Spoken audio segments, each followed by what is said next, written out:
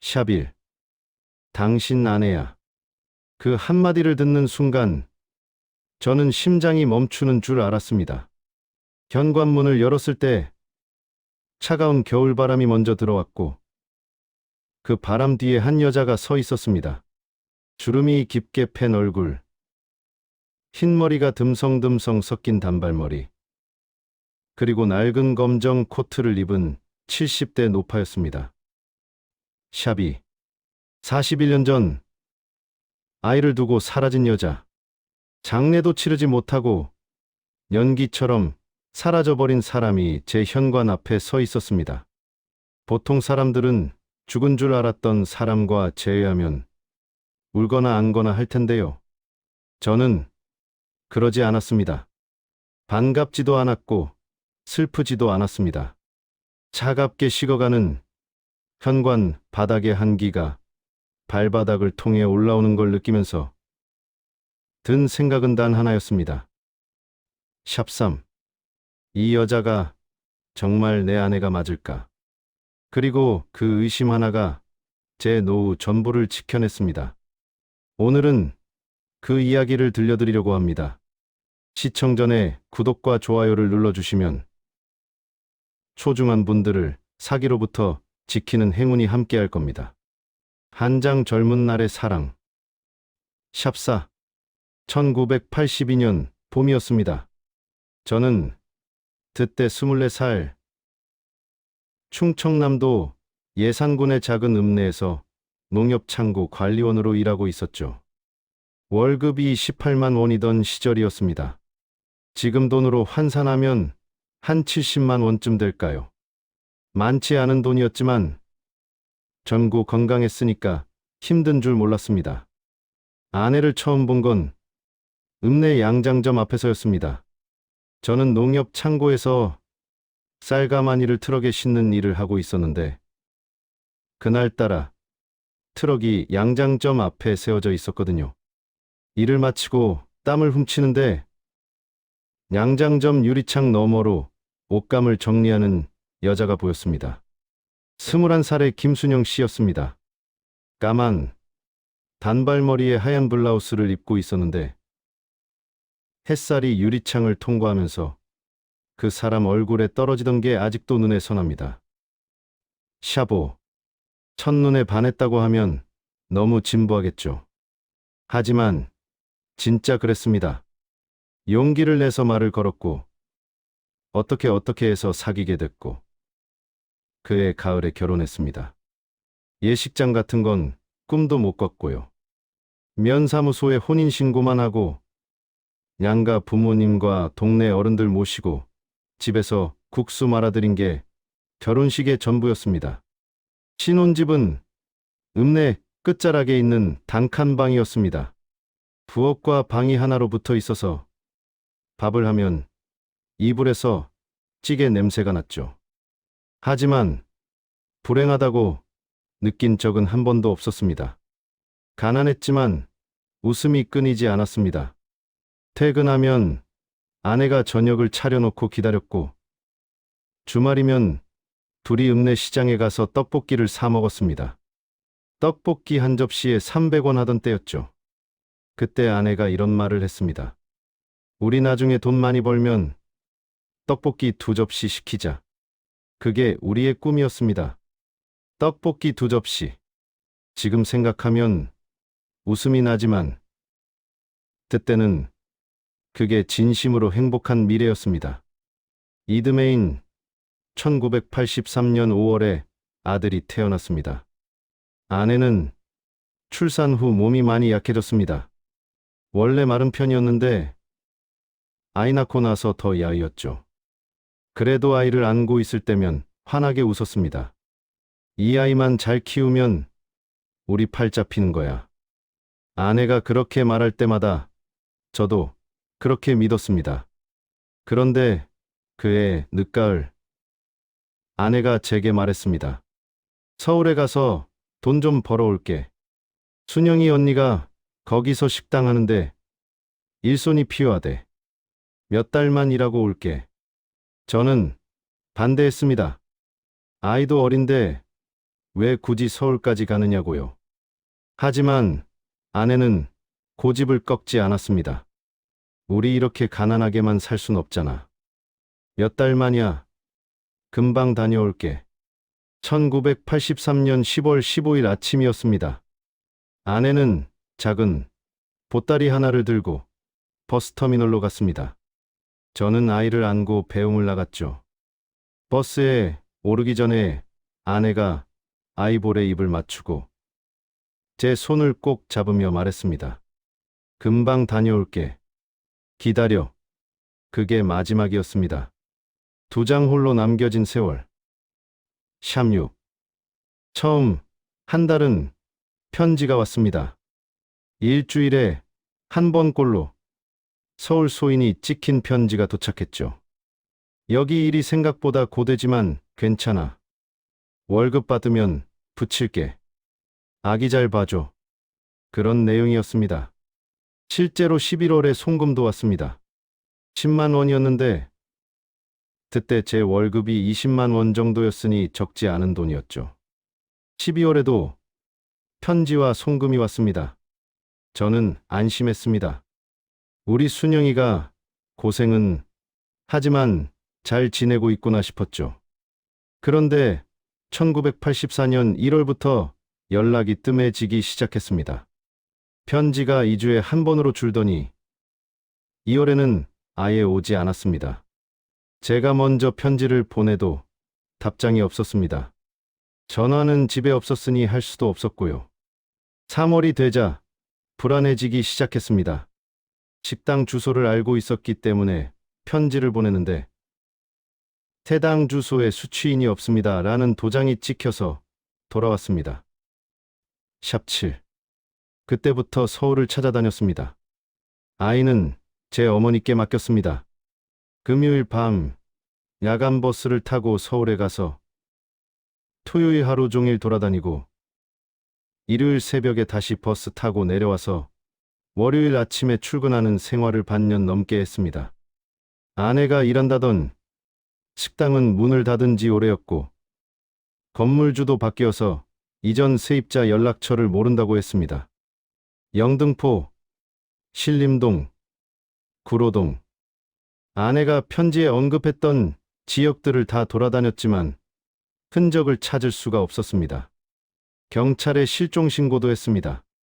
하지만 그때는 지금처럼 수사 시스템이 좋지 않았고 성인이 자발적으로 떠난 것으로 보인다며 적극적으로 수사해 주지 않았습니다. 주변에서는 온갖 말이 들려왔습니다.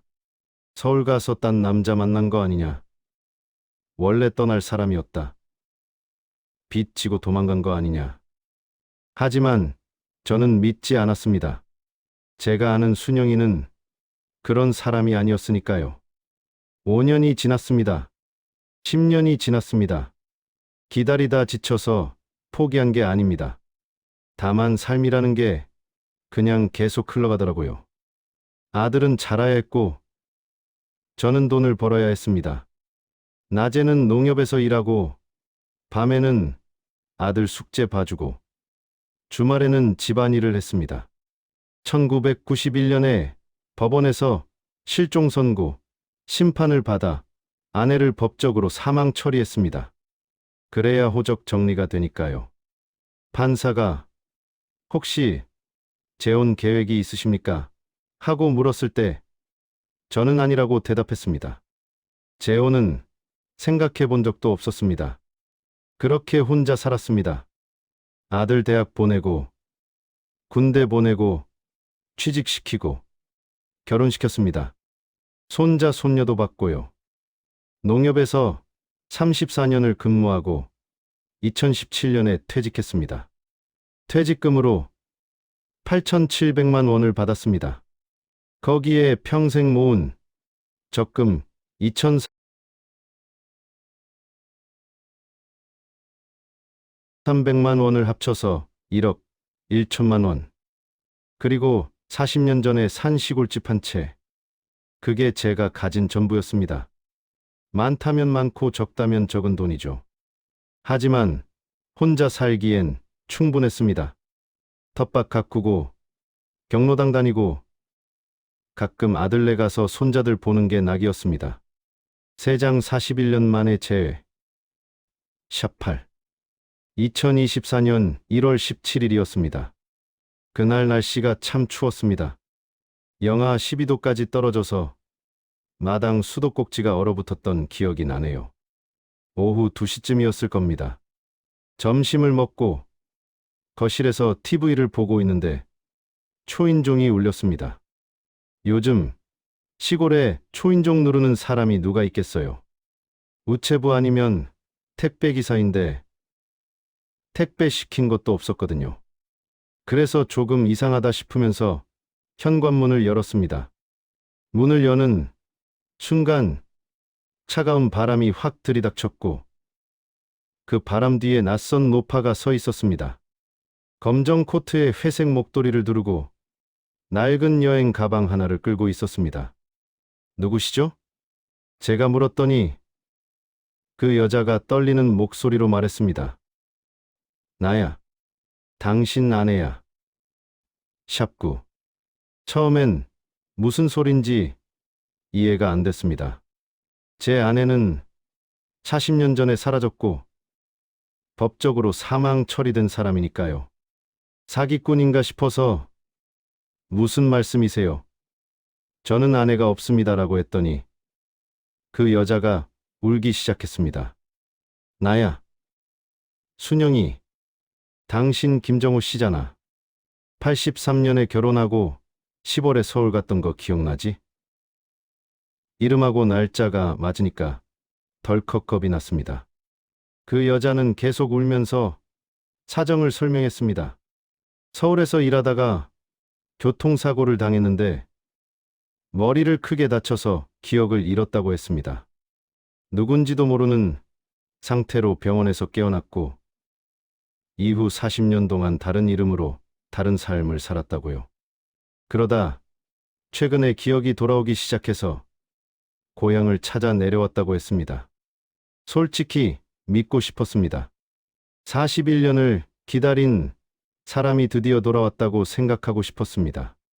얼굴은 주름투성이라 알아보기 힘들었지만 목소리 톤이나 말투가 어딘가 익숙한 것 같기도 했습니다. 아니, 익숙하다고 믿고 싶었던 걸 수도 있습니다. 일단 들어와요. 밖이 추우니까. 제가 그렇게 말하고 그 여자를 집 안으로 들였습니다. 거실 장판에 난방을 세게 틀어놓은 상태였는데 그 여자가 장판에 앉자마자 아, 따뜻하다 하면서 손을 비볐습니다. 그 모습을 보면서 저는 차를 끓이러 부엌으로 갔습니다. 그런데요. 유자차를 우리면서 이상한 생각이 들었습니다. 뭔가 이상하다고요. 처음 보는 집인데 너무 자연스럽게 들어오지 않았나. 41년 만에 남편을 만났으면 더 서럽게 울거나 아니면 더 어색하거나 해야 하는 거 아닌가. 그런 의문이 머릿속을 스쳤습니다. 하지만 그때는 그냥 제가 너무 예민한가 보다 하고 넘겼습니다. 내장 미세한 균열들. 샵10. 그날부터 그 여자는 저희 집에 머물렀습니다. 처음 며칠은 그냥 같이 밥 먹고 옛날 이야기하고 TV 보는 게 전부였습니다. 저는 궁금한 게 많았지만 너무 다그치면 안 될 것 같아서 천천히 물어봤습니다.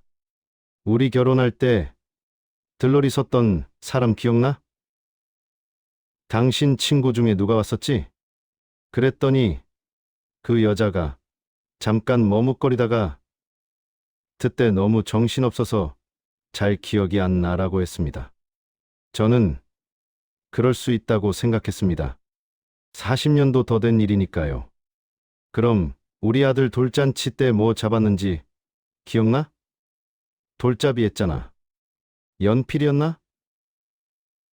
그래서 공부 잘할 거라고 다들 좋아했잖아. 근데요. 우리 아들은 돌잡이 때 실타래를 잡았습니다. 실타래는 장수를 의미하는 거라고 어머니가 그렇게 좋아하셨던 게 기억납니다. 연필을 잡은 적이 없어요. 그때 처음으로 이상하다고 확실히 느꼈습니다. 하지만 기억이 손상됐으니까 그럴 수도 있겠지 하고 또 넘겼습니다. 샵 11. 그런데 이상한 점이 계속 쌓였습니다. 신혼 때 살던 집이 어땠냐고 물으니까 방이 두 개였지. 하나는 우리 방이고 하나는 아이 방으로 쓰려고 했잖아. 라고 했습니다. 저희 신혼집은 단칸방이었습니다. 부엌이랑 방이 붙어 있어서 밥하면 이불에서 냄새 나던 집이요. 방이 두 개인 적이 없었습니다. 결정적으로 이상했던 건 과거는 모르면서 현재는 너무 정확히 안다는 거였습니다. 어느 날 저녁을 먹다가 그 여자가 물었습니다. 아들이 서울에서 뭐 한다고 했지? 무역회사 다닌다고 했나? 저는 아들 직업을 말한 적이 없었습니다. 손자가 둘이라며? 초등학생이라고? 손자 얘기도 한 적 없었습니다. 어느 날은 이런 말을 했습니다. 당신 퇴직금 받은 거 농협 통장에 넣어뒀지. 그 돈 그냥 두면 이자도 얼마 안 되는데 차라리 적금을 들든가 해야 하지 않아? 제가 퇴직금을 농협 통장에 넣어뒀다는 걸 어떻게 알았을까요? 말한 적이 없는데요.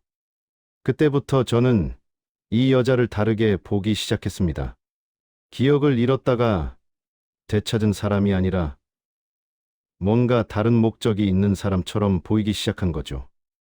밤에 잠을 자다가 문득 생각했습니다. 이 여자가 과거를 모르는 건 원래 모르기 때문이고, 현재를 아는 건 누군가에게 조사를 시켰거나 직접 알아봤기 때문이 아닐까. 그때 등골이 서늘해지는 기분이 들었습니다. 5장 진실의 추적. 샵 12. 다음 날 아침 저는 아들에게 전화를 걸었습니다. 아들은 서울에서 무역회사를 다니고 있는데 제가 상황을 설명하니까 당장 소리를 질렀습니다. 아버지, 그거 사기예요. 그 사람 절대 우리 어머니 아닙니다. 아들 말로는 요즘 노인들 상대로 오래전 헤어진 가족이나 연인을 사칭해서 접근하는 사기가 유행이라고 했습니다. 특히 혼자 사는 어르신들을 노린다고요. 아버지, 절대로 통장이나 서류 같은 거 주지 마세요. 제가 이번 주말에 내려갈게요. 아들 얘기를 듣고 나니까 머릿속이 복잡해졌습니다. 한편으로는 정말 내 아내가 맞으면 어쩌지 하는 마음도 있었고, 다른 한편으로는 아들 말이 맞다면 이 여자는 대체 누구인가 하는 의문도 들었습니다. 저는 직접 확인해 보기로 했습니다. 샵 13. 그 여자가 낮잠을 자는 틈을 타서 읍사무소에 갔습니다. 민원실에서 옛날 기록을 좀 찾아봐 달라고 했더니 담당 직원이 친절하게 도와줬습니다. 1984년 전후로 저희 가족 관련 기록이 있는지 확인해 달라고 했죠. 30분쯤 지나서 직원이 서류 하나를 들고 왔습니다. 1984년 10월 23일자 기록이었습니다. 서울 영등포구에서 신원 미상의 여성이 교통사고로 사망했는데 소지품에서 가족사진과 편지가 발견되어 신원이 확인됐다는 내용이었습니다. 사망자 이름은 김순영, 생년월일 1961년 3월 15일. 저희 집 주소와 제 이름이 적혀 있었습니다. 저는 멍하니 그 서류를 읽었습니다. 기록에 따르면 당시 시신을 인수하라고 고향 주소로 연락을 보냈는데 해당 주소에 수취인 없음으로 반송됐다고 했습니다. 1984년 10월이면 제가 마침 주소를 이전한 직후였습니다. 부모님 댁에서 독립해서 읍내 다른 곳으로 이사했던 때거든요. 그래서 연락을 받지 못한 거였습니다. 결국 시신은 무연고 처리되어 서울시립묘지에 안장됐다고 했습니다. 아내는 41년 전에 이미 죽어 있었습니다. 저는 읍사무소 복도 의자에 한참을 앉아 있었습니다. 41년 동안 기다린 사람이 이미 그때 죽어 있었다는 사실도 충격이었지만 그보다 더 무서운 건 지금 제 집에 있는 저 여자가 대체 누구냐는 거였습니다. 6장 가짜의 정체. 샵 14. 집에 돌아와서 저는 일부러 아무렇지 않은 척했습니다. 오히려 더 다정하게 굴었습니다. 당신 오니까 집이 안 외로워서 좋네. 이제 우리 남은 날들 편하게 살아보자고.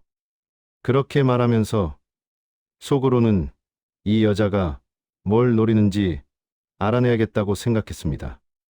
며칠 더 같이 지내면서 대화를 유도했습니다. 저녁 먹으면서 옛날 사진첩을 꺼내서 이거 기억나? 하고 물어봤는데 그 여자는 사진을 보면서 기억이 가물가물하네 하면서 얼버무렸습니다. 자기 얼굴이 나온 사진인데도요. 일주일쯤 지나니까 그 여자가 본색을 드러내기 시작했습니다. 어느 날 저녁에 이런 말을 하더군요. 우리 이제 남은 재산 정리 좀 해야 하지 않겠어? 당신이 갑자기 쓰러지기라도 하면 나 어떻게 해? 집 명의도 나한테 같이 해놓고 통장도 공동명의로 바꾸자. 샵 15. 저는 속으로 왔구나 싶었습니다. 결국 노린 건 돈이었습니다. 그래. 당신 말이 맞아. 내가 알아볼게. 저는 동의하는 척하면서 휴대폰으로 대화를 녹음하기 시작했습니다. 그 여자는 점점 대담해져서 구체적인 금액까지 물어봤습니다. 퇴직금이 얼마라고 했지? 통장 잔고가 얼마야? 이 집 시세가 얼마쯤 하지? 저는 대충 대답해주면서 계속 녹음했습니다. 그러고 나서 경찰에 신고했습니다. 상황을 설명하니까 경찰에서도 심각하게 받아들였습니다. 담당 형사가 말하기를 최근 몇 년 사이에 이런 유형의 사기가 급증했다고 했습니다. 혼자 사는 노인에게 접근해서 오래전 헤어진 가족이나 연인을 사칭하는 수법이라고요. 특히 과거 기록이 불분명한 경우를 노린다고 했습니다. 경찰이 그 여자의 신원을 조회해 봤더니 놀라운 사실이 밝혀졌습니다. 본명은 박정자, 1959년생으로 전라남도 출신이었습니다. 그런데 이 사람이 전국 각지에서 같은 수법으로 사기를 친 전과가 있었습니다. 경상도에서는 오래전 헤어진 여동생을 사칭했고 강원도에서는 첫사랑을 사칭했습니다. 피해 금액만 합쳐서 2억 원이 넘었습니다. 그리고 더 충격적인 사실이 있었습니다. 이 여자가 원래 저희 마을 출신이었다는 겁니다. 1980년대 초에 저희 읍내에서 살다가 서울로 이사간 사람이었는데 젊은 시절에 진짜 아내와 안면이 있었다고 했습니다. 그래서 이름이나 결혼 시기 같은 기본적인 정보를 알고 있었던 거죠. 나머지는 인터넷과 SNS로 조사한 것 같다고 경찰이 말했습니다. 요즘은 이름만 알면 가족관계나 재산 상황까지 알아내기가 어렵지 않다고요. 7장 역정과 검거. 샵 16. 경찰과 협의해서 검거 작전을 짰습니다. 저는 평소처럼 그 여자와 지내면서 어느 날 이렇게 말했습니다. 당신 말대로 통장 정리하러 은행 가자. 공동명의로 바꾸려면 둘이 같이 가야 한다더라. 그 여자 얼굴이 환해지더군요. 그래. 잘 생각했어. 내일 가자. 자기가 바라던 대로 되니까 좋아하는 기색이 역력했습니다. 다음 날 아침 둘이 읍내 농협에 갔습니다. 은행 문을 열고 들어가는 순간 대기하고 있던 형사 2명이 다가왔습니다. 박정자 씨 맞습니까? 사기 혐의로 긴급 체포합니다. 샵 17. 그 여자가 체포되는 순간 얼굴이 일그러지더니 저한테 소리를 질렀습니다. 이 늙은이가 날 속였어? 당신 같은 촌놈이 뭘 안다고. 주변에서 구경하던 사람들이 다 쳐다봤습니다. 저는 담담하게 대답했습니다. 41년을 기다린 사람이 얼마나 무서운지 몰랐구먼. 나이 먹었다고 바보가 되는 게 아니요. 그 여자는 경찰차에 태워져 연행됐습니다.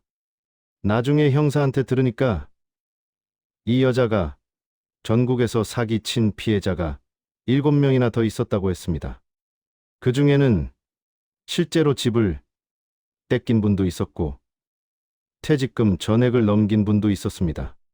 제가 신고 안 했으면 저도 그렇게 됐을 거라고 형사가 말했습니다. 사건이 정리되고 나서 저는 서울시립묘지를 찾아갔습니다. 아들이 운전해서 같이 갔죠. 무연고 묘역 한쪽에 작은 표지석이 있었습니다. 신원 미상 여성 1984년 10월 사망. 그게 제 아내였습니다. 40년 동안 이름도 없이 거기 누워 있었던 겁니다. 저는 그 자리에서 한참을 울었습니다. 41년 만에 처음 운 것 같습니다. 미안했습니다. 찾아오지 못해서 미안하고 혼자 떠나보내서 미안했습니다. 이제라도 제대로 장례를 치러줘야겠다고 생각했습니다. 아들과 상의해서 화장을 하고 고향 근처 납골당에 모셨습니다. 이제야 집에 온 거죠. 8장 남은 이야기. 샵 18. 사건이 있고 나서 제 삶이 좀 달라졌습니다. 지역 노인복지관에서 연락이 왔더라고요. 제 사연을 듣고 강연을 해줄 수 있겠냐고요. 처음엔 거절했습니다. 부끄럽기도 하고 사람들 앞에서 말하는 게 익숙하지 않아서요. 그런데 복지관 담당자가 이런 말을 하더군요. 어르신 같은 분이 직접 경험을 말씀해 주시면 다른 어르신들이 비슷한 사기를 당하지 않을 수 있습니다. 그 말에 마음이 움직였습니다. 제가 겪은 일이 누군가에게 도움이 된다면 그 부끄러움쯤은 감수할 수 있겠다 싶었습니다. 지금은 한 달에 한 번씩 복지관에서 강연을 합니다. 어르신들 30명 앞에서 제 이야기를 들려드리죠. 처음엔 손이 떨리고 목소리도 갈라졌는데 이제는 좀 익숙해졌습니다. 강연 끝나고 나면 꼭 몇 분씩 다가오셔서 나도 비슷한 전화 받은 적 있는데 다행히 안 넘어갔어요. 하시는 분들이 계십니다. 그럴 때마다 보람을 느낍니다.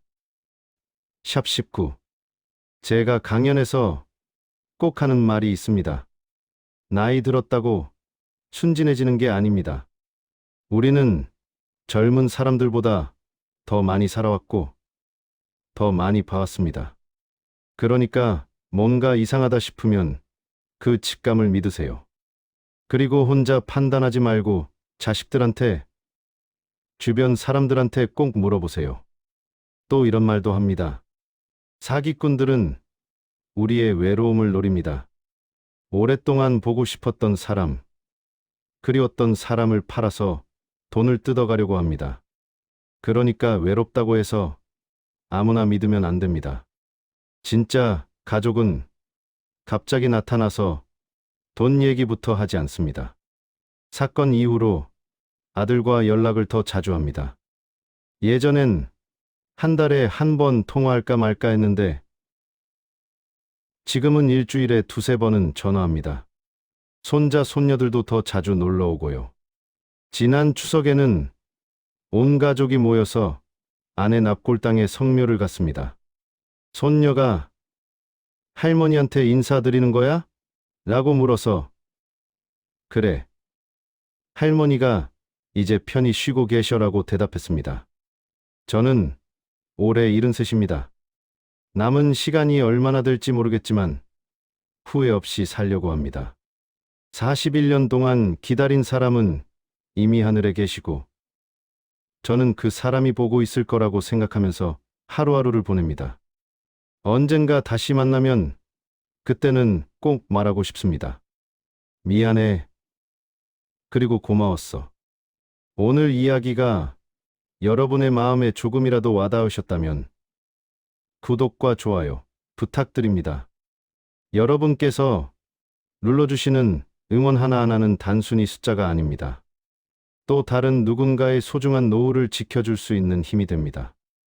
혹시 주변에 혼자 사시는 어르신이 계시다면 이 영상을 공유해 주세요.